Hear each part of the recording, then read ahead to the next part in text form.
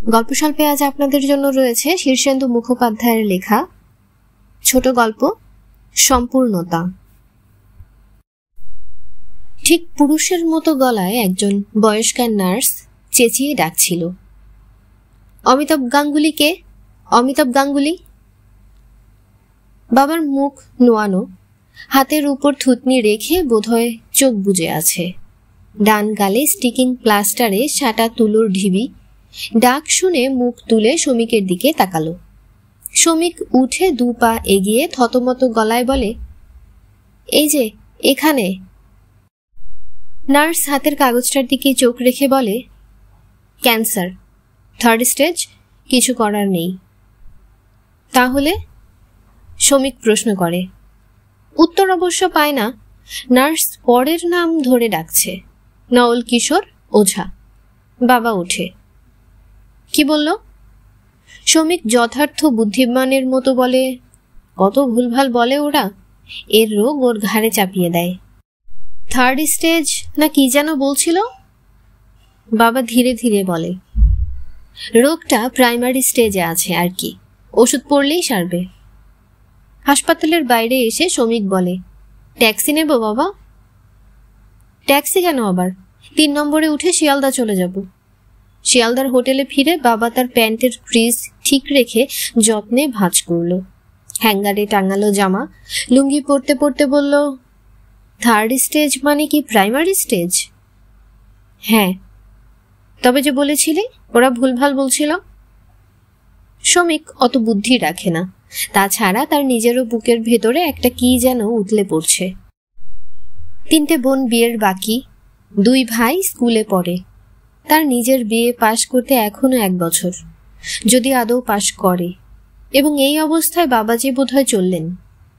2 গাল রবারের মতো টেনে হাসল শমিক। বলল, না না, 3rd স্টেজে বলেছে, তার মানে। বাবা বিশ্বাস করেছে। কোচকানো কপাল হঠাৎ পরিষ্কার হয়ে গেল। বিছানায় পা তুলে আসন পিড়ি হয়ে বসে বলল, যদি প্রাইমারি স্টেজে হয় তবে হোটেলের টাকা গুনে এখানে থাকি কেন? আমাদের চা বাগানে ফিরে যাই চল। দরকার মতো জলপাইগুড়ি কি কুচবিহারে গিয়ে চিকিৎসা করালেই হবে। ডাক্তারকে বলেনি? কালি বল, আমি বরং শিয়ালদায় আজই খোঁজ নিই, যদি পরশু রিজার্ভেশন পাওয়া যায়। তাড়াহুড়োর কি আছে, এসেছি যখন ট্রিটমেন্টটা করিয়েই যাব। কলকাতার মতো ব্যবস্থা কি মফস্বলে হবে? বাবা ডান গালের তুলোটা একটু চেপে ধরল। শমিক জানে তুলোয় ঢাকা আছে একটি ঘা, ঘায়ের ভিতর দিয়ে পচন। ক্রমশ গালের মাংস খসে খসে পড়বে। প্রথম ব্যাপারটা সন্দেহ করেছিল একজন ডেন্টিস্ট। বাবার কষের অকেজো দাঁতটা উপড়ে ফেলে শমিককে আড়ালে ডেকে বলল, দাঁতটা তুলে বোধহয় ভালো করলাম না। দেয়ার ইজ সাম পিকুলিয়ার সোর। একবার কলকাতায় নিয়ে গিয়ে বড় ডাক্তার দেখাবেন। শমিক জিজ্ঞেস করল, কেন? সন্দেহ হচ্ছে ক্যান্সার। জলপাইগুড়ির বড় ডাক্তারও সেই একই কথা বলে। কলকাতায় নিয়ে যান, না হলে শিওর হওয়া যাবে না। গাঙ্গুটিয়া চা বাগান থেকে শমিক তার বাবাকে নিয়ে কলকাতায় এসেছে নিশ্চিত হওয়ার জন্য। আজ নিশ্চিত হওয়া গেল 3rd স্টেজ মানে প্রাইমারি স্টেজ নয়।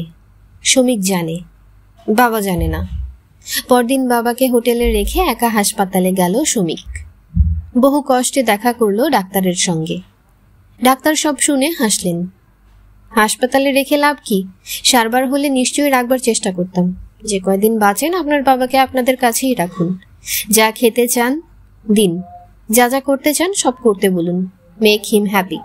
হাসপাতালের লনলিনেস আর ড্রাজারিতে শেষ কটা দিন কেন কষ্টের মধ্যে ফেলে রাখবেন? আমাদের কিছু করার নেই।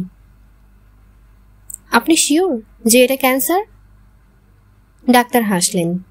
ইচ্ছে করলে আপনি আর কাউকে কনসাল্ট করতে পারেন। ডক্টর মিত্রকে দেখান, আমি চিঠি লিখে দিচ্ছি। অবশ্য দেখানোটা সান্ত্বনা মাত্র। রাতে খাওয়ার সময় বাবা অনুযোগ করতে থাকে, এরা একই বিচ্ছিরি খাবার দিচ্ছে, তাও তুই মাছটা ফেলে রাখছিস। ভাত তো কিছুই খেলি না। এখানে এসে 7 দিনে কত রোগা হয়ে গেছিস, ভালো করে খা। বাবা, কাল একজন স্পেশালিস্টের কাছে যাব। কেন? ডক্টর মিত্রের খুব নাম, দেখি কি হয়। প্রাইমারি স্টেজ যখন অত ব্যস্ত হবার কি আছে? দেখানো ভালো। অসুখটা ওরা কি বলছে? নালি ঘাতো? তাই ঘাবড়াচ্ছিস কেন? বাবা তার গলা ভাত আর ঝোল দিয়ে চটকানো কাঠের বাটিতে চুমুক দিয়ে বলে, কি খারাপ রান্না এদের, কিচ্ছু গেলা যায় না। তোর মাঝে সেদ্ধ ঝোল রাধে, তারও কেমন ভালো স্বাদ। বাবা শমিকের দিকে চেয়ে থাকে, তারপর আস্তে করে বলে, কাল তোকে রামদুলাল স্ট্রিটের সেই দোকানটায় নিয়ে যাব। কখনো তো খাসনি, দেখিস কেমন ভালো সন্দেশ করে ওরা। আমরা ছাত্র জীবনে দল বেঁধে গিয়ে খেয়ে আসতাম। গতকাল নার্সটা চেঁচিয়ে বলেছিল ক্যান্সার। বাবা কি সেটা শুনতে পাইনি? বায়োপসি কেন করানো হলো তাও কি বাবা জানে না? নাকি সব জেনে বুঝে বাবাও অভিনয় করে যাচ্ছে? পরদিন সন্ধেবেলা ডক্টর মিত্রের বিশাল বাইরের ঘরে বাপ বেটায় বসে আছে। ডাক্তার টেনিস খেলতে গেছেন, আসবেন। স্লিপে নাম লিখে বেয়ারার কাছে দিয়ে বসে অপেক্ষা করছে আরো 10-12 জন লোক। 32 টাকা ফি দিতে পারে এমন কয়েকজন। শমিক বাইরে একবার সিগারেট খেতে বেরিয়েছিল। কি সুন্দর বাড়ি, সিনেমায় এরকম দেখা যায়। সামনে লন, গাড়ি বারান্দা, লবি, পেতলের ভাসে সব অদ্ভুত গাছ। লনের ঘাস এদেশের ঘাসই নয়। সিগারেট ধরিয়ে চারদিকটা দেখছিল। সফলতা একেই বলে। কত লোক কত বেশি সুখে আছে। গায়ের ঘাম তখনও মরেনি। অল্প বয়সী সুন্দর চেহারার এবং হাস্যমুখ ডাক্তারটি চটপটে পায়ে রোগীর ঘরে ঢুকে ভিতর দিকের চেম্বারে চলে যেতে যেতে একবার রোগীদের দিকে চেয়ে মিষ্টি করে হেসে গেলেন। হাসিতে বড়া ভয় এবং আত্মবিশ্বাস। শমিকের বুকটা ভরে ওঠে। বাবাকে সে ঠিক জায়গাটিতে নিয়ে এসেছে। এ তো আর হাসপাতালের বাজারি ব্যাপার নয়। এখানে ঠিকমতো পরীক্ষা হবে। বিচক্ষণ ডাক্তার ঘা পরীক্ষা করে হেসে উঠে বলবেন, আরে ধুর, এ তো সেপটিক কেস। ব্যাপারটা ঠিক সেরকম হলো না। ডাক্তারের চিঠিটা পড়ে মিত্র বাবাকে পরীক্ষা করলেন। বায়োপসির রিপোর্টটাও দেখলেন। মুখে হাসিটা ছিলই, আত্মবিশ্বাসও ছিল। বাবাকে বললেন, বয়স কত? 55। ছেলে মেয়ে? 3 ছেলে 3 মেয়ে, এইটি বড়। ডাক্তার শমিকের দিকে তাকিয়ে হাসলেন। কি করেন? পড়ি, বিএ। আর্টস? আমারও খুব ঝোঁক ছিল আর্টস পড়ার। আমার বাবা প্রায় জোর করে ডাক্তারি পড়িয়েছিলেন। এসব কথা বললেন ডাক্তার। একটা ছোট্ট চিঠি লিখে দিলেন হাসপাতালের ডাক্তারকে। বললেন, এটা ডক্টর সেনকে দেবেন। প্রেসক্রিপশন যা আছে তাই চলবে। কিছু করার নেই। খুব আস্তে, প্রায় ডাক্তারের কানে কানে বলে শমিক। ডাক্তার হাসলেন। রাস্তায় একটা ল্যাম্পপোস্টের তলায় চিঠিটা খুলে দেখল শমিক। লেখা, dear doctor Sen, the case is hopeless, please help this man, Mitra. বাবা শমিকের কাঁধের উপর দিয়ে চিঠিটা দেখছিল। কি লিখে দিল রে? হোপলেস? হোপলেস ব্যাপারটা কি? চিঠিটা ভাঁজ করে রেখে শমিক বলে, হোপলেস নয়, লিখেছে হেল্পলেস। কলকাতায় আমরা তো কিছু জানি না, তাই লিখেছে অসহায়। ও। বাবা একটু গম্ভীর হয়ে বলে, 32 টাকা নিল, কোনো প্রেসক্রিপশন দিল না? ওই ওষুধই চলবে। আর বেশি ছোটাছুটি করিস না। হাসপাতাল, ডাক্তার, এত কিছু করছিস কেন? অসুখ বিসুখে এসব তো একটু করতেই হয়। আমার আর ভালো লাগছে না। যা হবার হবে, চল বাগানে ফিরে যাই। শমিক মাথা নেড়ে বলে, তাই হবে। বাবা উজ্জ্বল মুখে বলে, ঠিক তো? কাল রিজার্ভেশনের চেষ্টা করব। বাস রাস্তায় এসে বাবা বলে, এখন কোথায় যাবি? কোথায় আর যাব, হোটেলে ফিরে যাই চলো। বাবা একটু হাসে, বলে, কাছেই গড়িয়াহাটা, চল একটু দোকান পসার ঘুরে যাই। সস্তায় গন্ডায় যদি পাই তো সকলের জন্য একটু জামা কাপড় নিয়ে যাব। পুজোর তো দেরি নেই, কলকাতায় একটু সস্তা হয়। এখন থাক বাবা, অনেক টাকা খরচ হয়ে গেল। তোর জন্যই তো খামোখা আজ 32 টাকা দিলি। ভালো ডাক্তারকে দেখালে নিশ্চিন্ত হওয়া যায়। চল দোকান টোকান একটু দেখে যাই। গড়িয়াহাটার কাপড়ের দোকানের খুব নাম শুনি। শমিক অগত্যা রাজি হয়। বাপ বেটায় হাঁটে গড়িয়াহাটার দিকে। বাবা গালের তুলোটা হাতের তেলোয় একটু চেপে ধরে রেখে বলে, কলকাতায় এসে তো কেবল আমাকে নিয়েই হুড়যুদ্ধ করছিস। কাল বেরিয়ে একটু একা একা ঘুরবি, সিনেমা থিয়েটার দেখবি। তোদের বয়সে কি কেবল রোগের চিন্তা ভালো লাগে? কাল বেরোস। শ্রমিক উত্তর দিল না। পরদিন সকালে উঠে বাবা বলল, কলকাতায় যা শব্দ, রাতে ভালো ঘুম হয় না। বাগানে থাকতে থাকতে এমন অভ্যাস হয়ে গেছে যে নিশুত নিঝুম না হলে চলে না, তার উপর আবার ঝাড় পোকা। শ্রমিক জামা কাপড় পরছিল, একবার রেলের বুকিং অফিসে যাবে। বাবা শ্বাস ফেলে বলল, ঘায়ের ব্যথাটাও হচ্ছিল, বিশ্রাম নাও। একা ঘরে কি ভালো লাগবে? তবে কি করবে? একটু বেরোবো ভাবছি, কলকাতা তো আর আমার অচেনা জায়গা নয়। শরীর খারাপ, একা বেরোনো কি ঠিক হবে? বাবা মাথা নেড়ে খুব তাচ্ছিল্যের সঙ্গে বলে, শরীর কিছু খারাপ নয়, বেশ তো আছি। কাছেই যাব, সীতারাম ঘোষ স্ট্রিটে। খগেন ওখানে থাকতো। খগেন কাকা তোমার বন্ধু তো? ছেলের চোখ থেকে চোখ সরিয়ে নিয়ে বাবা বলে, হ্যাঁ, এখনো আছে কিনা কে জানে, 20 বছর খবর জানি না, বেঁচেই নেই হয়তো। আমাদের তো এখন সব যাওয়ার বয়স, একে একে সব রওনা হয়ে পড়ব। শ্রমিক বলল, খগেন কাকার ওখানে যাবেই যদি, তাহলে তৈরি হয়ে নাও, আমি তোমাকে পৌঁছে দিয়ে যাব।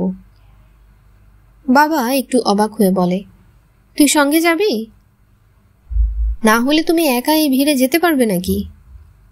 বাবা একটু ইতস্তত করে বলে, চল। মনে মনে হাসে শ্রমিক। খগেন কাকা বাবার কেমন বন্ধু তা সে জানে না, শুধু এইটুকু জানে বাবার যৌবন বয়সে একটি মেয়েকে এসরাজ শেখাতো।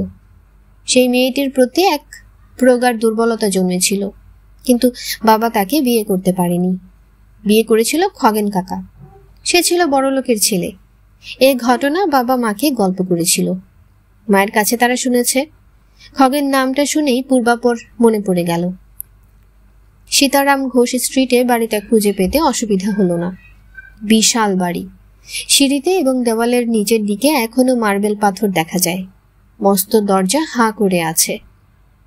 তবে বাড়ির স্ত্রী দেখলেই বোঝা যায় অবস্থা পড়তির দিকে। রং চটে গেছে, জানালা দরজার পাল্লা জীর্ণ। ভিতরের চিৎকার চেঁচামেচিতে বোঝা যায় যে 2-4 ঘর ভাড়াটেও বসেছে। একজন চাকর গোছের লোক তাদের ওপরে নিয়ে গেল। চিক ফেলা বারান্দা, ডান দিকে ঘুরে দরদালান। দরদালানের প্রথম ঘরটায় তাদের বসিয়ে বলল, বাবু এ সময়টায় থাকেন না, গিন্নিমাকে খবর দিচ্ছি। বাবা একটু ইতস্তত করে বলে, খগেন বেরিয়ে গেছে? আগে। তাহলে গিন্নিমাকেই বলো, অমিতাভ গাঙ্গুলি এসেছে। একসময় তোমার গিন্নিমাকে আমি বাজনা শেখাতাম, বললে হয়তো চিনতে পারবে। বলেই বাবা শ্রমিকের দিকে চেয়ে হাসে, কুণ্ঠার সঙ্গে বলে, ছাত্রী ছিল। শ্রমিক সব জানে, তবু ভালো মানুষের মতো বলে, তাই নাকি? বাবা শ্বাস ফেলে বলে, কতকালের কথা সব। খগেনটা সুদখোর ছিল, সুদেরই কারবার ওদের। কালোয়ারি ব্যবসাও আছে বটে, তবে টাকা খাটানোটাই ছিল আসল। এই ঘরটা বেশ বড়, পুরনো আমলের বড় মেহগুনি টেবিল, আবলুস কাঠের কালো চেস্ট অফ ড্রায়ার্স, সূক্ষ্ম সব ফুল লতাপাতা আর ময়ূরের কাজ করা বার্মা সেগুনের চেয়ার।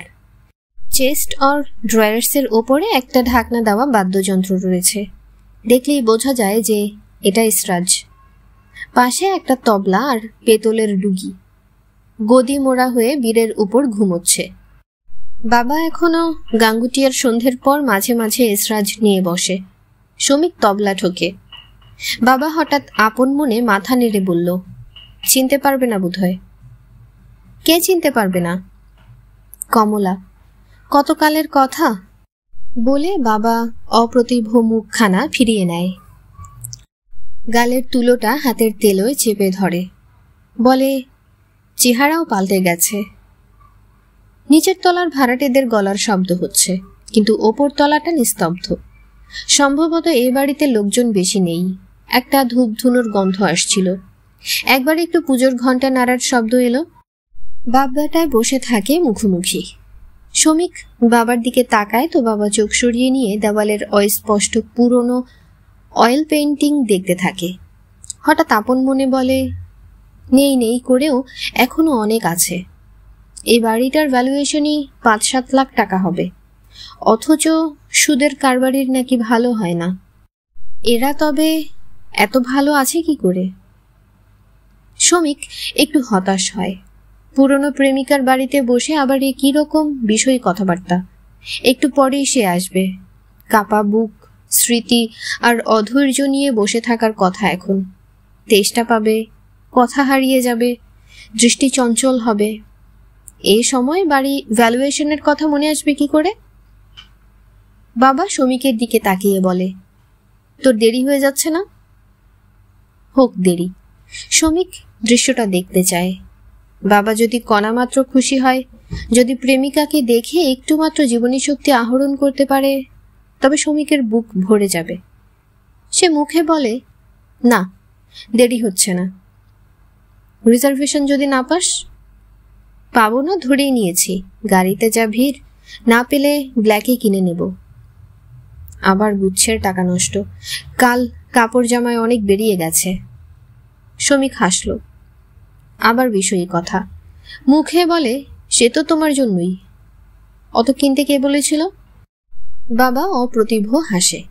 শমিক দরজার দিকে পাশ ফিরে বসেছিল, বাবার দিকে চেয়ে। বাবার দরজার দিকে মুখ। হঠাৎ দেখল বাবার মুখটা পাল্টে গেল, শরীরটা একটু শিহরণ কি। শমিক তাকিয়ে মহিলাকে দেখতে পায়। মাথায় অল্প ঘোমটা, ফর্সা, সুগোল ভারী চেহারা, মুখখানা প্রতিমার মতো সুশ্রী। তার নিজের মায়ের মতোই বয়স হবে, তবে ইনি অনেক সুখী, মুখে একটু হাসি। বাবা উঠে দাঁড়ায়। মহিলা এগিয়ে এসে পা ছুঁয়ে প্রণাম করেন। চিনতে পেরেছ? বাবা জিজ্ঞেস করে। ও মা, চিনব না? এই ছেলে বুঝি? বড়জন। বসুন। বাবা বসে। মহিলাও বসেন একটু দূরে চেয়ারে। সাবধান গলায় বলেন, কবে আসা হলো? গালে ওটা কি? বাবা গালের তুলোয় হাত চেপে বলে, এর জন্যই আসা, একটা ঘায়ের মতো। ডাক্তার বলেছে ভয়ের কিছু নেই। ঘা? দাঁত তুলে সেপটিক হয়ে গিয়েছিল। ও, তোমরা সব কেমন আছো? বহুকাল খবর বার্তা পাই না। মহিলা হাসেন, বলেন, আপনি সেই চা বাগানে এখনো আছেন? হ্যাঁ, ওখানেই জীবন শেষ করে ফেললাম। মহিলা একটা শ্বাস ফেললেন। জানি সবই। বাবা একটা গলা খাকারি দেয়, বলে, খগেনের কেমন চলছে? ওই একরকম। বাবা হেসে বলে, খুব বাবু মানুষ ছিল। সেই কোচানো ধুতি গিলে কড়া পাঞ্জাবি আর 32 জোড়া জুতো এখনো চালাচ্ছে। চুলে কলপ টলপ দেয় না? মহিলা মুখে আঁচল তুলে হাসি ঢাকেন। মৃদু স্বরে বলেন, কলপের দরকার হয় না, টাক পড়ে গেছে। কড়ারই কথা বলে বাবা গম্ভীর হয়ে যায়। এসরাজটা ইঙ্গিতে দেখিয়ে বলে, এখনো বাজাও? মহিলা মাথাটা নুইয়ে দেন, মাথা নাড়েন। না, বাজান না। বাবা চুপ করে দেওয়ালের দিকে চেয়ে থাকে। হলঘর থেকে দেওয়াল ঘড়ির শব্দ আসে। চাকর মিষ্টির প্লেট রেখে যায়। গেলাসে জল, চা। বাবা প্লেটের দিকে চেয়ে বলে, চিবোতে পারি না। কষ্ট হয়? আমার পথ্য লিকুইড। শরবত করে দিই? না। মহিলা তবু উঠে যান। বোধহয় শরবতের ফরমাশ দিয়ে এসে আবার বসেন। ঘোমটা খসে গেছে, এখনো কি গহীন কালো চুলের রাশি। খগেনকে বলো আমি এসেছিলাম, কাল বা পরশু ফিরে যাব। মহিলা চুপ করে থাকেন। শমিক একটা দুটো মিষ্টি খায়, চা শেষ করে, তারপর উঠে বলে, বাবা আমি আসি। যাবে? বাবা তটস্থ হয়ে বলে, আমি বা বসে থাকি কেন, খগেন যখন নেই। মহিলা ঘোমটা আবার মাথায় তুলে শমিককে বলেন, তুমি এখন কোথায় যাবে বাবা? একটু কাজ ছিল। আমি ওকে পৌঁছে দেওয়ার ব্যবস্থা করব, উনি একটু থাকুন এখানে, কেমন? বাবা অপ্রতিভ হয়। শমিক এটাই চাইছিল, তার সামনে জমবে না ওদের, তার পালানো দরকার এখন। সে মহিলাকে একটা প্রণাম করে বলে, আচ্ছা, বাবার কোনো তাড়া নেই, সারাদিন তো একা। মহিলা হাসলেন, বললেন, আমারও তাই, একা। বলেই সামলে গেলেন। হেসে বললেন, ছেলেপুলে নেই তো? খুব ধীরে শমিক দরদালানে বেরিয়ে আসে, বারান্দা পার হয়, সিঁড়ির মুখে চলে আসে, আর সেইখানে নিস্তব্ধ সিঁড়ির মুখে চুপ করে একটু দাঁড়িয়ে থাকে। কিসের জন্য যেন উন্মুখ ও উৎকর্ণ হয়ে থাকে, আর হঠাৎ শুনতে পায় মৃদু একটা সুরের কেঁপে ওঠা। এসরাজ বেজে উঠল। নিশ্চিন্তে শমিক সিঁড়ি ভেঙে নামতে থাকে। দুপুরে যখন খেতে হোটেলে ফিরেছিল, শমিক তখনও বাবা ফেরেনি। শমিক তাই বেরিয়ে পড়ল। মন ভালো ছিল না, এলো পাথারি ঘুরল কেবল। বাবাজি চললেন, গাছের মতো, স্তম্ভের মতো বাবাজি আর থাকবেন না। 3টে বোনের বিয়ে বাকি, ভাইরা এখনো নাবালক, কিন্তু সে সমস্যার চেয়ে বড় হচ্ছে শোক। সংসারের অপরিত্যাজ্য অবিভাজ্য একজন থাকবে না। লোকটা তার প্রেমিকার বাড়িতে সকালে এসরাজ বাজাতে বসেছিল, জানে না একটা কালো হাত নালি ঘা বেয়ে নেমে যাচ্ছে তার বুকের সুরের উৎসের দিকে। প্রাণ ঘড়ির কল টিপে বন্ধ করে দেবে। নার্সটা চেঁচিয়ে বলেছিল, ক্যান্সার, 3rd স্টেজ, কিছু করার নেই। সে কথা বাবাকে শোনেনি? কিংবা ডাক্তার মিত্রের লেখা চিঠিখানায় হোপলেস শব্দটাও কি দেখেনি নিশ্চিতভাবে? বড় অবাক লাগে। লোকটা নিশ্চিন্ত মনে এসরাজ বাজাচ্ছিল, আজ সকালেও। ফিরতে সন্ধে হয়ে গেল। এসে দেখল বাবা খুব নিবিষ্ট মনে সুটকেস গোছাচ্ছে। তাকে দেখে আনন্দিত স্বরে বলে, আয়, কোথায় ছিলি? ঘুরলাম। তুমি দুপুরে ফেরোনি? না, ছাড়ে থাকি, দুপুরে খাওয়ালো। ঝোল ভাত মেখে নরম করে দিল, ঘোল টোল, শরবত, ফলের রস, মধু, কত কি। শমিক হাসে, বলে, ভালো। বাবার মুখে একটা রক্তাভা, একটু বুঝি হালকা পলকা তার মন। একটা হাওয়া এসে মনের ওপরকার সব ধুলো উড়িয়ে নিয়ে গেছে। বলল, একটা রাগ শেখাচ্ছিলাম সেই কবে, পুরোটা তখনও তুলতে পারেনি, হঠাৎ বিয়ে হয়ে গেল, আর শেখা হয়নি। আজ সারাদিন সেটা শিখিয়ে দিয়ে এলাম। ও, অসম্পূর্ণ একটা কাজ সম্পূর্ণ হলো। খগেন কাকার সঙ্গে দেখা হয়নি? বাবা একটু গম্ভীর হয়ে বলে, না, সে নাকি অনেক রাতে ফেরে। আমি আর বসলাম না, রাত হয়ে যাচ্ছিল। রিজার্ভেশন পেয়েছি বাবা, কালকের। পেয়েছ? বাহ, নিশ্চিন্ত। বলে বাবা খুব খুশি হয়, বলে, সব দিক দিয়েই ভালো হলো, কি বলিস? হ্যাঁ বাবা। বাবা খুব একরকম উজ্জ্বল হাসে। বিছানার ওপর ছড়ানো নতুন কেনা শাড়ি, প্যান্ট আর শার্টের কাপড়, টুকটাক নানান জিনিসের দিকে মমতা ভরে তাকিয়ে থাকে বাবা। বলে, জিনিসগুলো খারাপ কিনিনি না রে, সবাই খুশি হবে। শমিক একটু দুষ্টুমি করে বলে, কিন্তু অত দামি জিনিস কিনেছ? অত দামি জামা কাপড় তো আমরা কখনো পরি না। তা হোক, তা হোক। বাবা খুশির গলায় বলে, আমার তো এটাই শেষ পুজোর বাজার, এবারটায় না হয় দামিই দিলাম। বড় চমকে যায় শমিক, এক দৃষ্টে বাবার দিকে চেয়ে থাকে। তবে কি বাবা জানে? জেনেও বাবা স্বাভাবিক আছে? এত আনন্দ, অত খুশির মেজাজ। শমিক মনে মনে বলে, তবে কি জানো বাবা? বাবা তার দিকে চোখ তুলে যায়, বলে, একটা অসম্পূর্ণ কাজ সম্পূর্ণ হলো, বুঝলে? কমলাকে রাগটা শিখিয়ে এলাম, মনটা বহুকাল ধরে ভার হয়েছিল। বাবা চুপ করে হাসি মুখে ছেলের দিকে চেয়ে থাকে। শমিক পরিষ্কার বুঝতে পারে বাবার চোখ নিঃশব্দে তার প্রশ্নের জবাব দিল, জানি হে জানি। আর এখানেই শেষ হলো শীর্ষেন্দু মুখোপাধ্যায়ের লেখা ছোট গল্প সম্পূর্ণতা। গল্প স্বল্প ভালো লাগলে সাবস্ক্রাইব করে আমাদের সাথেই থাকুন। ধন্যবাদ। আল্লাহ হাফেজ।